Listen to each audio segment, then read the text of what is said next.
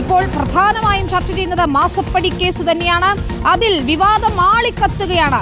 SFIOയ്ക്ക് പിന്നാലെ വീണ വിജയനെ ചോദ്യം ചെയ്യാൻ EDയും തയ്യാറെടുക്കുകയാണ്. അതിനിടെ ദില്ലി ഹൈക്കോടതിയുടെ ഇടക്കാല ഉത്തരവാണ് ഇപ്പോൾ വന്നിരിക്കുന്നത്. കേസ് ആദ്യം പരിഗണിച്ച ബെഞ്ചിലേക്ക് വിടാനാണ് കോടതി ഉത്തരവിട്ടിരിക്കുന്നത്. തുടർ നടപടികൾ തടയണമെന്ന ആവശ്യം കോടതി പരിഗണിച്ചിട്ടില്ല. വീണയെ ഉടൻ ED ചോദ്യം ചെയ്യുമെന്ന വിവരം കൂടി വരികയാണ്. CBI അന്വേഷണത്തിനും സാധ്യതയുണ്ട്. അതേസമയം മുഖ്യമന്ത്രിയുടെ രാജിക്കായി പ്രതിഷേധം ശക്തമാക്കുകയാണ് പ്രതിപക്ഷം.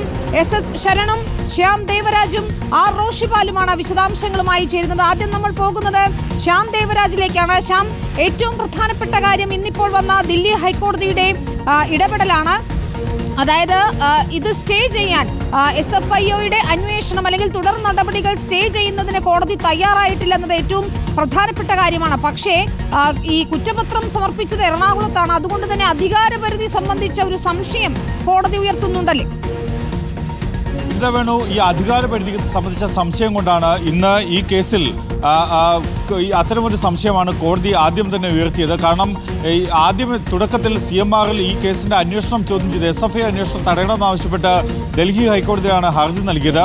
ഈ കേസിൽ അന്വേഷണം ഒരു ഘട്ടത്തിലും തടഞ്ഞിട്ടില്ല. പക്ഷേ അവസാനം ഈ കേസ് SFI അന്വേഷിക്കുകയും അതിന്മേൽ കുറ്റപത്രം നൽകുകയും ചെയ്തത് കൊച്ചിയിലാണ്, എറണാകുളത്താണ്. എറണാകുളത്തെ സാമ്പത്തിക കുറ്റകൃത്യങ്ങൾ പരിഗണിക്കുന്ന പ്രത്യേക കോടതിയിലാണ് സംബന്ധിച്ച കുറ്റപത്രം നൽകിയത്. അങ്ങനെ കൊച്ചിയിൽ കുറ്റപത്രം നൽകുമ്പോൾ ആ കുറ്റപത്രം അനുസരിച്ച് സ്വാഭാവികമായും അതിൽ എന്തെങ്കിലും ഒരു തർക്കം വന്നാൽ അല്ലെങ്കിൽ മേൽക്കോടതിയിലേക്ക് അപ്പീൽ പോകണം എന്നതടക്കമുള്ള തർക്കം വന്നാൽ സ്വാഭാവികമായും അത് കേരള ഹൈക്കോടതിക്കാണ് പരിഗണിക്കാൻ കഴിയുക. ഡൽഹി ഹൈക്കോടതിക്ക് ഈ വിഷയം പരിഗണിക്കാനുള്ള അധികാര പരിധിയില്ല. ഈ കാര്യമാണ് ജസ്റ്റിസ് ഗിരീഷ് കത്പാലി അധ്യക്ഷനായ സിംഗിൾ ബെഞ്ച് ഇന്ന് ചൂണ്ടിക്കാട്ടുകയും ചെയ്തത്. അക്കാര്യത്തിൽ ഈ ഹർജി പരിഗണിക്കാനുള്ള അധികാരം പരിധി ഉണ്ടോ എന്ന സംശയമാണ് ഡൽഹി ഹൈക്കോടതിയുടെ സിംഗിൾ ബെഞ്ച് പരിഗണിക്കുകയും ചെയ്തത്. മാത്രമല്ല, ഈ വിഷയത്തിൽ ഇന്ന് CMRൽ ഉന്നയിച്ച ഒരു പ്രധാനപ്പെട്ട കാര്യം SFIOയുടെ ഇതിൽ അന്തിമമായ കുറ്റപത്രം നൽകരുത് എന്ന് കോടതി ഒരു വാക്കാൽ നേരത്തെ നിർദ്ദേശം നൽകിയിരുന്നു.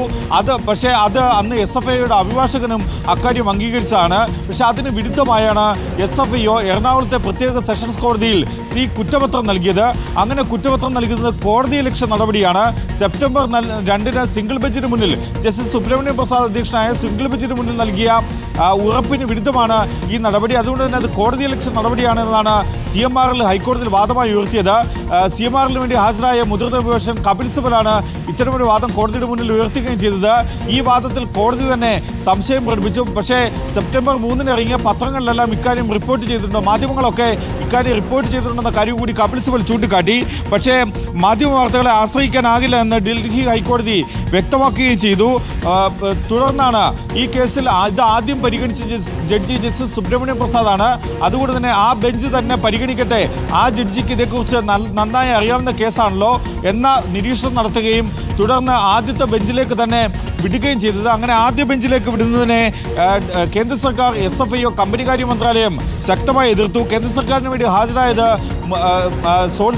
Additional solicitor general SV രാജുവാണ്. SFIOയുടെ തുടർ നടപടികൾ സ്റ്റേ ചെയ്യണമെന്ന ആവശ്യം, CMRന്റെ ആവശ്യം ഇന്ന് ഹൈക്കോടതി പരിഗണിച്ചതുമില്ല.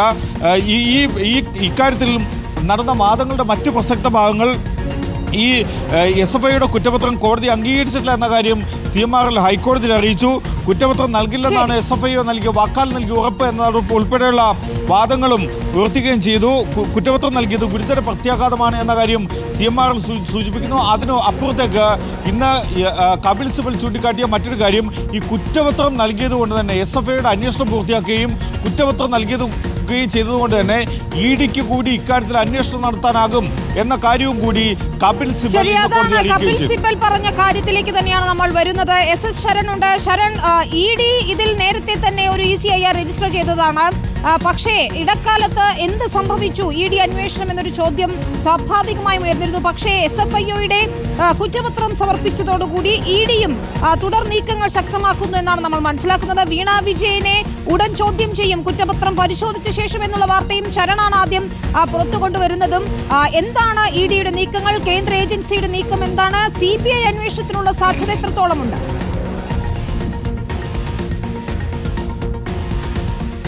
വിനീത, ഇതുമായി ബന്ധപ്പെട്ട് നേരത്തെ എൻഫോഴ്സ്മെന്റ് ഡയറക്ടറേറ്റിന് മുന്നിൽ പല തടസ്സങ്ങളുണ്ടായിരുന്നു എന്നുള്ളതാണ് നമ്മൾ മനസ്സിലാക്കുന്നത്. പ്രധാനമായും എൻഫോഴ്സ്മെന്റ് ഡയറക്ടറേറ്റിന് ഒരു കേസ് സ്വന്തമായിട്ട് രജിസ്റ്റർ ചെയ്യാൻ കഴിയില്ല. മറ്റൊരു ഏജൻസി രജിസ്റ്റർ ചെയ്ത കേസിന്റെ തുടർച്ചയായിട്ട് മാത്രമേ കള്ളപ്പണ ഇടപാട് സംബന്ധിച്ചുള്ള പരിശോധനകളിലേക്ക് ഇഡിക്ക് കടക്കാൻ കഴിയുകയുള്ളൂ.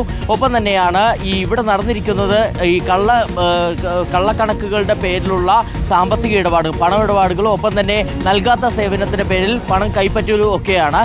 ഇത് സംബന്ധിച്ചുള്ള കാര്യം നേരത്തെ തന്നെ SFIO വിശദമായി അന്വേഷിച്ചുകൊണ്ട് അവർ കമ്പനി കാര്യ നിയമത്തിലെ 447 ചട്ടപ്രകാരമാണ് കേസ് രജിസ്റ്റർ ചെയ്തിരിക്കുന്നത്.